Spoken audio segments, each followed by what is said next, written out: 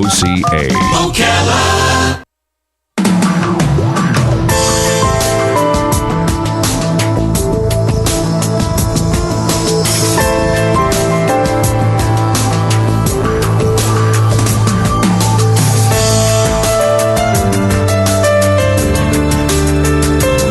All right, 6 minutes after 9 o'clock. Thank you for tuning in to The Source this morning. I'm looking forward to our next interview. A couple different reasons I'm looking forward to it, Robin, actually.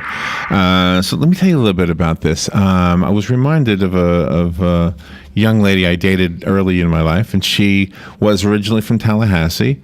I met her down here, and I, of course, from New York, being a Yankee. Yeah. Anyway, so I was up in the Panhandle with her one time in the Tallahassee area, and the lake, what is it called? Oh, gosh, there's a spring up there we used to go to. But anyway, cut it. Wakulla. Thank you, Wakulla. Look, our guest knows what I'm talking about. Anyway, so, and I remember saying, gosh, this reminds me of like New England or something. And she said, no, this is Florida. She was very, very adamant about that whole image that I'm supposed to have of Florida being wrong because my image was, palm trees and Disney World, Yeah, so right. And this was years ago, so I certainly have learned my lessons. And Yankees riding around in convertibles. Yes, Yankees riding around in convertibles. So our next guest, I already heard her voice just now, so she sounds as sweet as she looks, and I love this. I've always wanted to take a drive up to that city where they filmed the Fried Green Tomatoes. That's in southern Georgia somewhere. Yeah. I always wanted to see that town. This book looks like it's also destined to probably be a movie, if not just a classic book. Never Isn't Long Enough. It's a novel by our guest, Diane Pickett. Good morning, Diane. How are you? Good morning, Shug. How are you? Shug. I love that, Shug. Did you hear that, Robin? Yes, I did. She called me she's Shug. Wonderful. Yes, she did. All right, Shug. He's going to be thinking This is about like when I go to Applebee's. McDonald's. They say, thank you, hon. I thank you, hon. I like that. Well, now, Shug, I used to live in Tallahassee, so that's how I know all about Wakulla Springs. Oh, did you really? I used to love Wakulla Springs. For those who've never been there. Is it still a nice swimming area? I'm sorry, say Do you live there now? Where are you right now? Well, I am deep in Dixie, honey. I am just about on that Florida-Alabama line in a tiny little town called Defuniak Springs. Oh, I know I know the town. Well, I've been through it. I don't really know it. Well, everybody's been through it. I want them to go to it. But don't you think the Panhandle is like a different state? It feels different than the rest of the peninsula. It is a different country. Yeah. It really Different is. Oh, my goodness. I love you already. I love your accent. And, boy, you have a sweet face. I guess you know that. So, Well, thank you. This is your first book? Honey, the only thing I ever wrote were thank you notes. Oh, gosh. Suddenly I was writing this book, and it's just been a tremendous experience. Do you know what I love about the book? And this goes back to the girlfriend I was telling you about. I love the historical, how do you say, the authenticity? I think it's written that way somewhere. Mm-hmm. It's authentic. So for those of us who thought we knew Florida, and it's not just about politics. It's about just the way of life. It's funny. Yeah. And yeah, you've got a sense of humor. It is the culture of the South. A lot of people have forgotten it, but those of us who grew up in the South will immediately identify with this book. Well, and I've been here long enough, so I was talking. My memories go back to the 70s. Yeah, but honey, you haven't been here long enough for your accent to change. But I don't know what to do. No, you're wrong. It has changed. It was way. Well, you don't say New York anymore. You sound more like New York. Okay, so it has softened. It has softened some. It yes, has it has. softened. And we're glad to have you here. We do like Yankees, despite the unpleasantness. You're too funny. So how are you doing? What is your job when you're not writing? If this is your first novel, what did you do? Oh, honey, I have had a hell of a ride. I'll just tell you that. I've done lots of things. I've been in the timber business. I've been a real estate developer. I was a medical administrator for a long time. Oh, my goodness. And I revived a very historic event called the Florida Chautauqua. Oh, yeah. I want to hear about that because I read that in your bio. What is that? What does that mean? Well, being from New York, you may know the word Chautauqua because Chautauqua started up around Jamestown. Uh-huh. in the late 1800s became a national phenomenon that actually was the forerunner to what today we call adult community education. It also started the first book club in America, and it still continues today. I didn't know that. It's a really, really hugely famous event, and they started one down in this little town in Florida. It limped along until World War I, and after the war, it closed down. I revived it in the 90s, and it's still going today, 20 years later, based on art, education, religion, and entertainment. What did you have to do to revive it? Was that Spent a heck of a lot of money. Yeah, money is always a key when you're doing something. Well, good. Yeah, that's number one. And then I spent 20 years of my life, about 90 hours a week, reviving it. But, it was great. It was a great experience. Whoever designed the book did a good job too, because the cover shows this car pulling away from like an old house, like in a cotton plantation, I guess, a cotton farm, and then on the back of the book, it's heading toward an urban area. Yes, and when you read the book, you'll figure out what year that car is and where the car is going to. 1943. I'll just give you a hint. Okay. Scarlett just loved that place.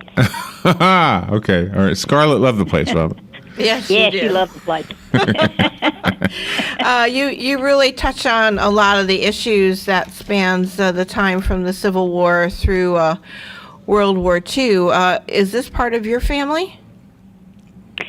Well, yes. This book, I guess I would call faction. It is a family saga, and I will confess to you all, because I don't have any relatives who live over there, I will confess to you all that it is a more personal family saga.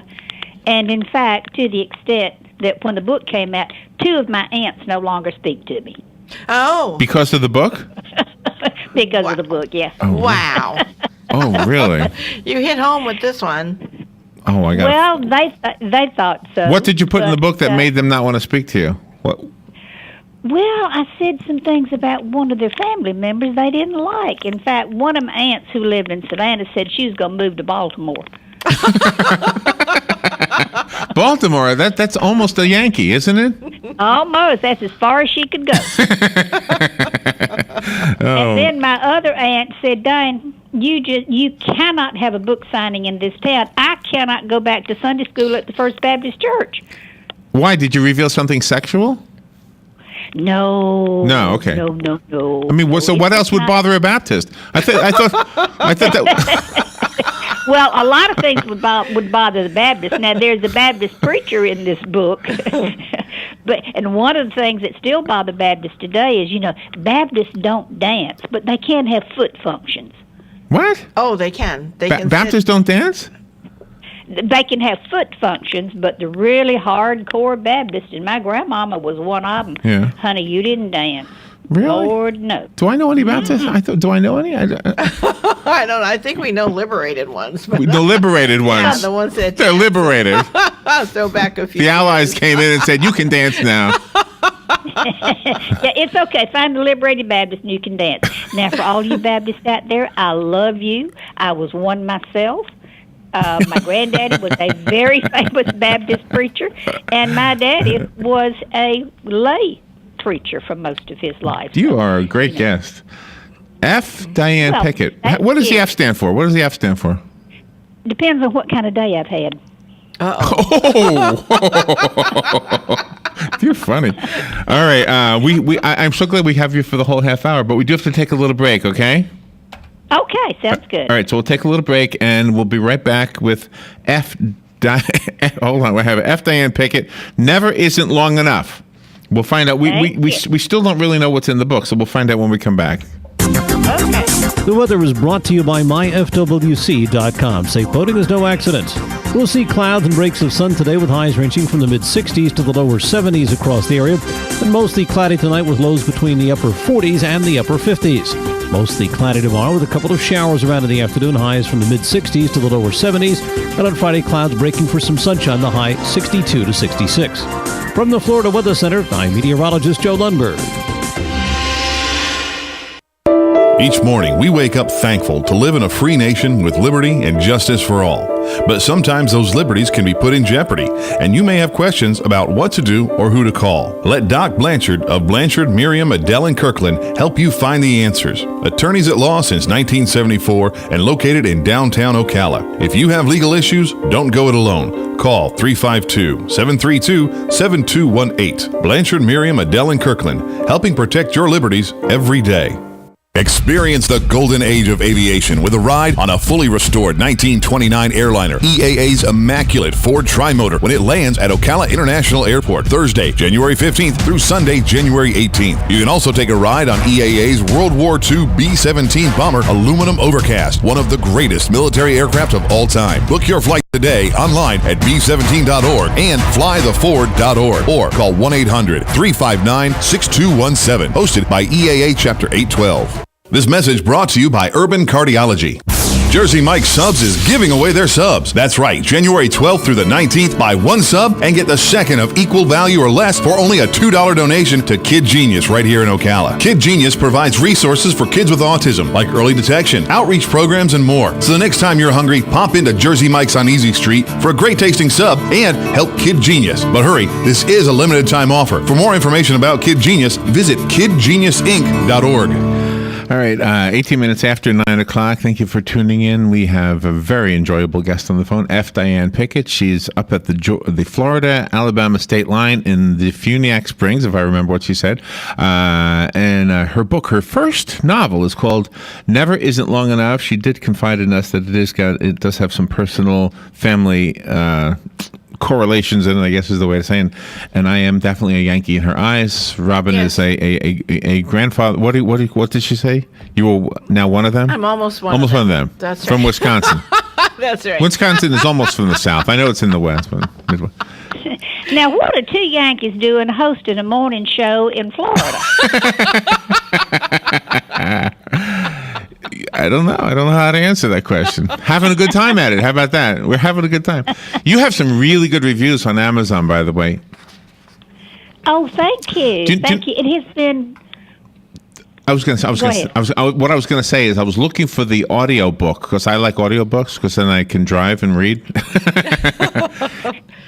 At some point, I might do an audio book. A lot of people want me to do one and me do the reading. Exactly what I wanted to say. Please don't let anybody else read this book for you. You have the best voice for this. I just think that would be the best way to listen to this book is to hear you reading it. Well, honey, the audience has got to buy a whole bunch of more books before I can afford to do this in audio. It costs a fortune to do it in audio. You have depicted women in different genres of life, plus men, too. You've touched on out-of-wedlock births, and you've also touched on single fathers in the South years and years ago. Well, yes, and all of that comes out of my own experience. But I didn't have a child out of wedlock, but I know women from my age group who did, and the shame of that was absolutely unbearable. And that's one of the things I got to thinking about. I was at the beauty shop one day, and that's where you do your domestic reading. Yes. That's where you find out all that Tom Cruise and all those people that you don't know and really don't want to know, but you got to know what they're doing. Exactly. Right. That's the moment. Right. Domestic reading. I like that. Okay. Yeah. So here I am doing my domestic reading, and I'm looking at all these women who are having babies and no husband. Mm-hmm. And I thought, well, Lord, that is a little bit different. So maybe I need to tell a little bit about what it was like previously when you got married first and then you had a child. And if you didn't get married first, you were a total outcast. Yeah. What are your personal thoughts about that? I mean, to me, it seems like, if you can't avoid it, then, we're not going to be judgmental. But ultimately, if you can avoid it, it's better for the child, isn't it, to have two parents?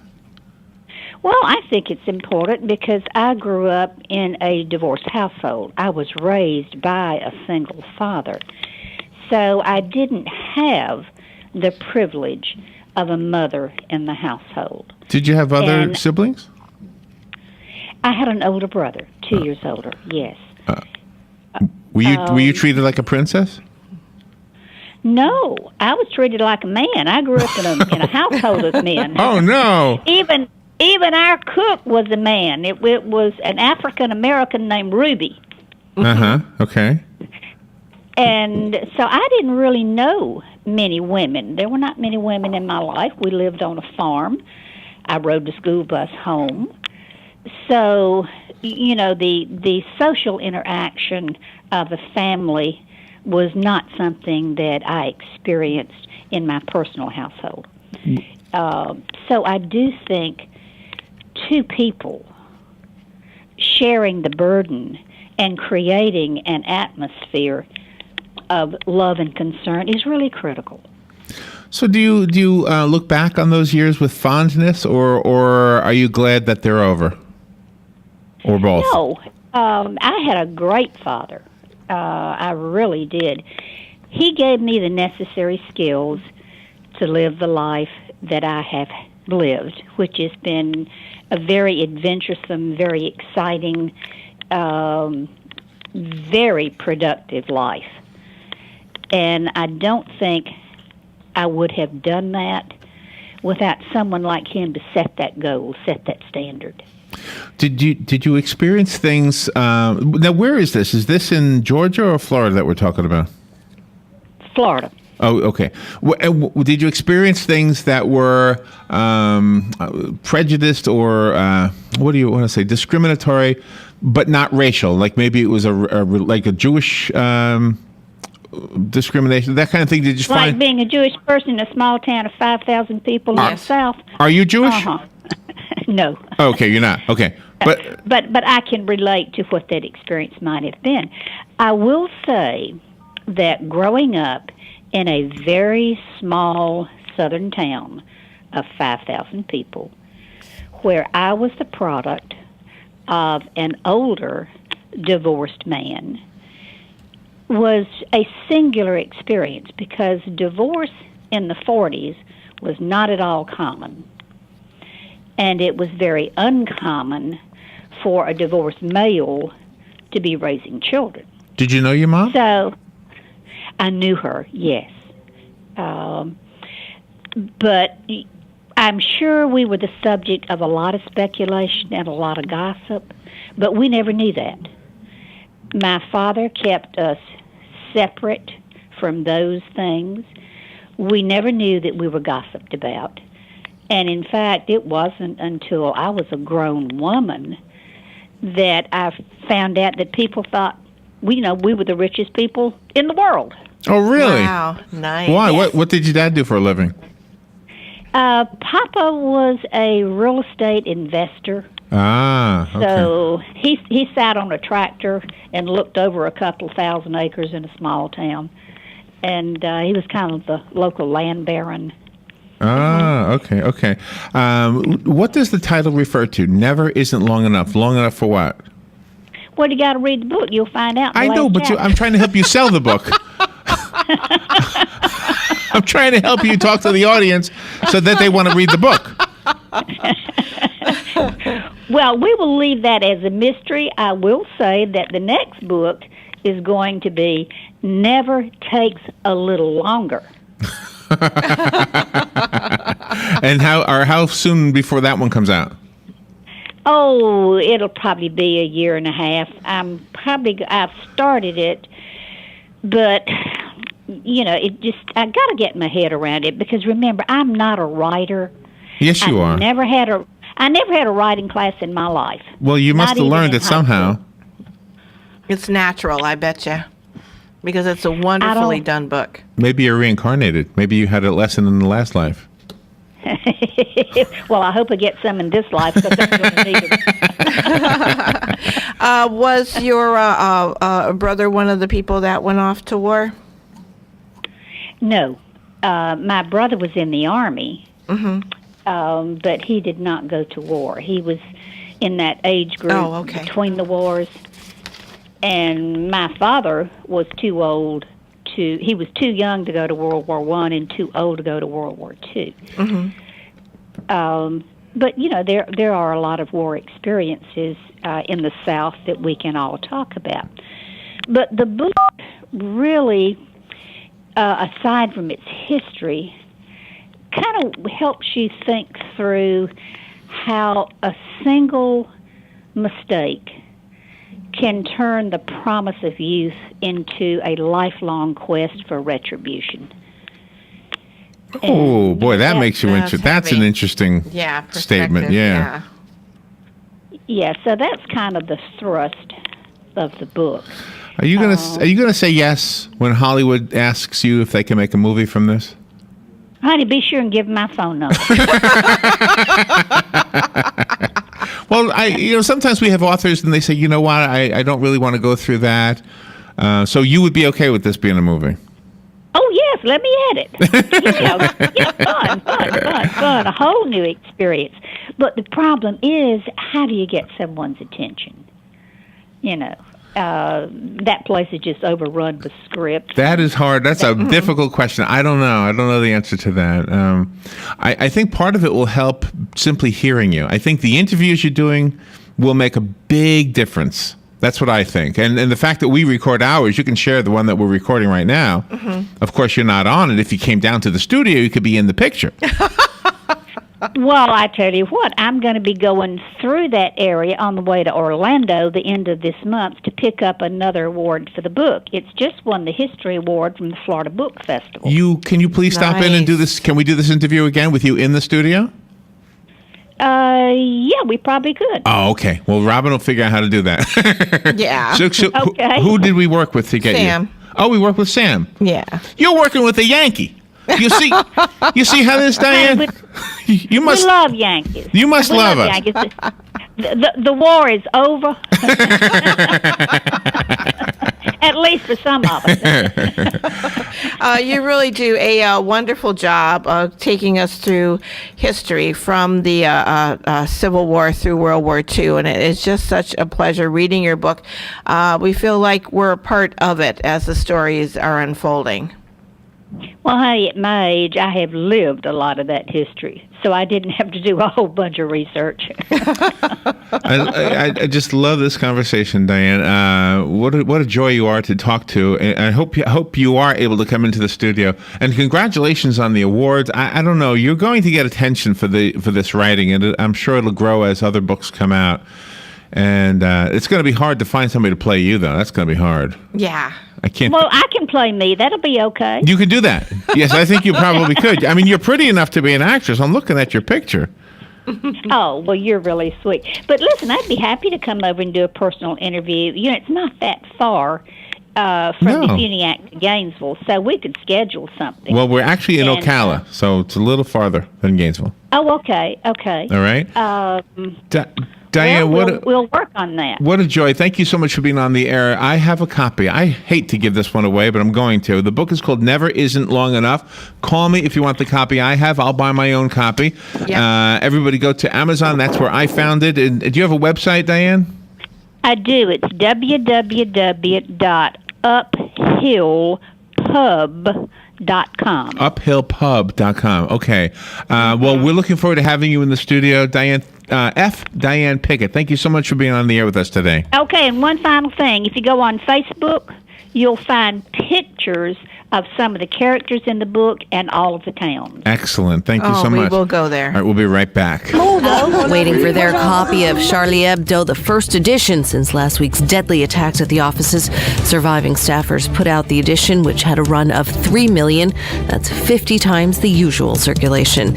The defense in the Boston Marathon bombing using the French attacks as grounds for changes. Dzhokhar Tsarnaev's attorneys want the judge to suspend jury selection in his trial for at least a month because they say media coverage of the recent terror attacks in France is negatively affecting their case. Jury selection started last week in Boston. More than 1,300 prospective jurors have already been called in to fill out questionnaires. Fox Radio's Tanya J. Powers and the U.S. crew of the space station evacuated to the Russian side due to fears of an ammonia leak, but data now appears to indicate it's a false alarm. The crew is safe. Fox News, we report, you decide. last time your battery gave out, you were stuck on the side of the road showing the kids new and interesting ways to expand their vocabulary. So before that happens again, come into Napa, pick up a qualifying Napa battery, and get a $10 prepaid Visa card by mail. $10 buys a lot of soap. And with the way your kids are talking now, you'll need it. Conquer the job with Napa Know-How. At participating Napa Auto Parts stores. Offer expires 2/28/15. Good communication is key to business, especially when